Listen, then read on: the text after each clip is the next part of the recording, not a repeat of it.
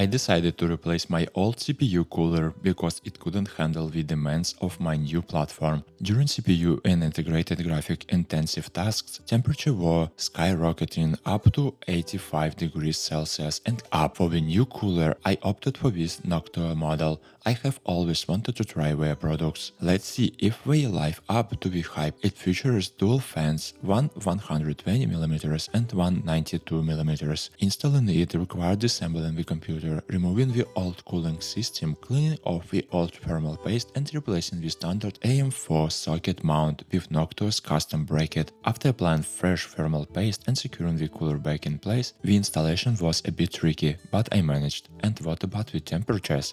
They're great. The CPU now maxes out at 78 degrees Celsius under the full load, which is fantastic for my setup. That's why